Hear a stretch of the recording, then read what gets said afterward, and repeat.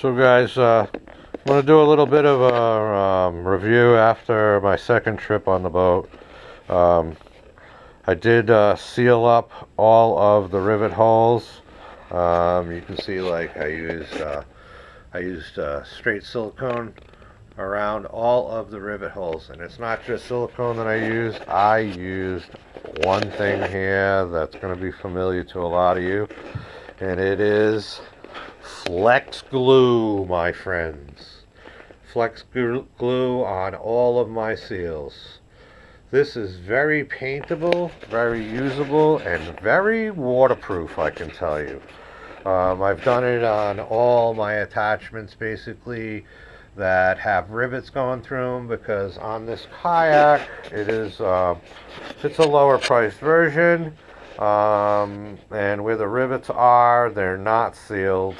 There's no sort of sealing behind them, and I found all of the rivet bottoms at the bottom of the boat, and the first time out I had about 4 gallons of water in the bottom of the boat, which makes it obviously heavier and harder to maneuver in the waves.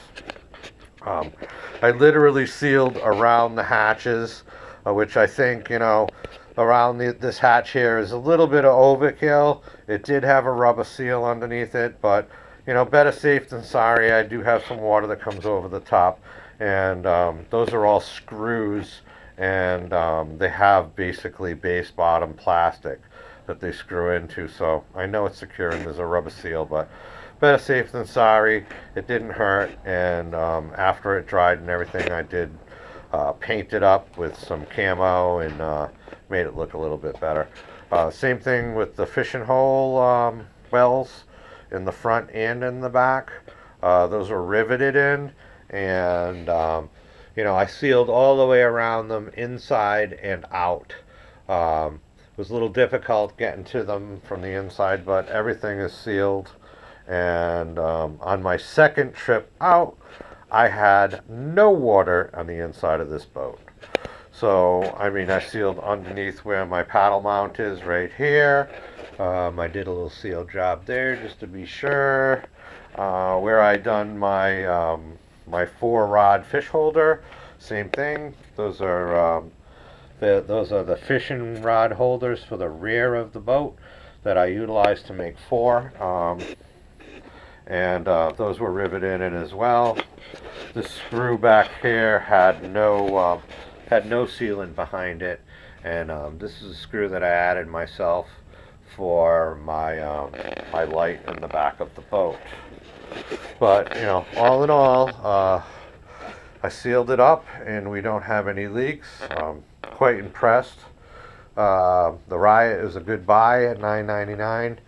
You do have to make a few modifications to make the boat the way you want it. There's a few things about it that I wanted to change. I'm a bigger guy, but I'm going to tell you, this thing handles 230 pounds of me with all my gear, no problem.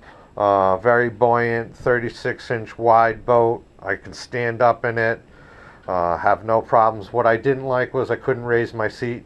Like I said, I'm a bigger guy. Pedaling kind of bound my seat up as I was a little bit low. So what I ended up doing was I created a couple of mounts out of PVC, and I raised the seat by about 2.5 inches in the front, which helps immensely.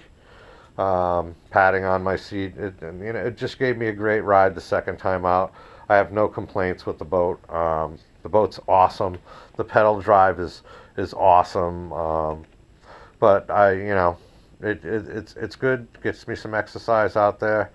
I'm getting a little bit older. This is going to be my first model, and we'll see where it goes. I'm going to step it up probably next year. But this is my first model. I've done a few modifications to it, like I said, and it's functionable. I'm fishing with it. Caught 2 fish the other day. Very happy with it.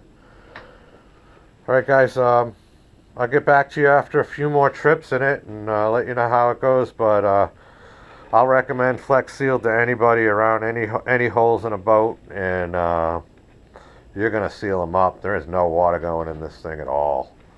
Alright guys, have a great day. Once again, you like it, hit the button on the left. Subscribe on the right. Thanks, man. Have a good day.